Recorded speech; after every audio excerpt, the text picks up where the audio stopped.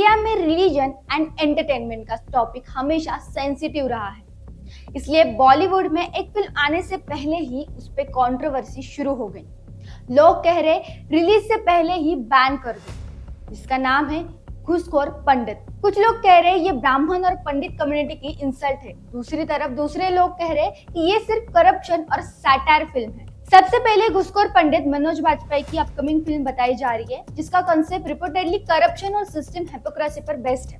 Film में दिखाया गया एक ऐसा कैरेक्टर जो रिलीजियस आइडेंटिटी रखता है लेकिन सिस्टम में करप्शन में फंस जाता है। यानी फिल्म रिलीजन पर नहीं बल्कि करप्शन प्लस पावर नेक्सस पर फोकस बताई जा रही है। लेकिन कंट्रोवर्सी स्टोरी से नहीं, टाइटल से शुरू हुई। जैसे ही टाइटल सामने आया, घूसखोर पंडित, सोशल मीडिया पर आउटरीच शुरू। लोगों ने कहा पंडित शब्द रिस्पेक्टेड आइडेंटिटी है, इसे घूसखोर के साथ जुड़ना इंसल्ट है। और बस यही से कंट्रोवर्सी एक्सप्लोड हो गई।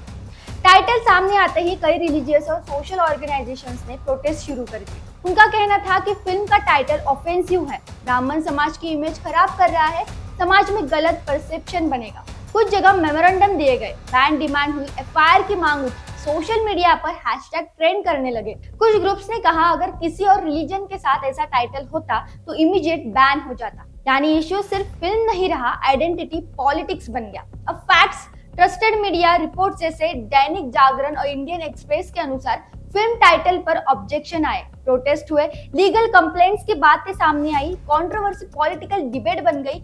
रिपोर्ट्स में बताया गया कि कुछ लोगों ने टाइटल चेंज की मांग भी की, लेकिन फिल्म टीम का कहना है फिल्म किसी रिलीजन के खिलाफ नहीं है, ये एक फिक्शनल सटायर फिल्म है। अब सबसे इम्पोर्टेंट पार्ट, कंट्रोवर्सी बढ़ने के बाद मनोज वाजपेयी ने रिएक्शन दिया। फिल्म का इंटेंशन किसी कम्युनिटी को हर्ट करना नहीं है।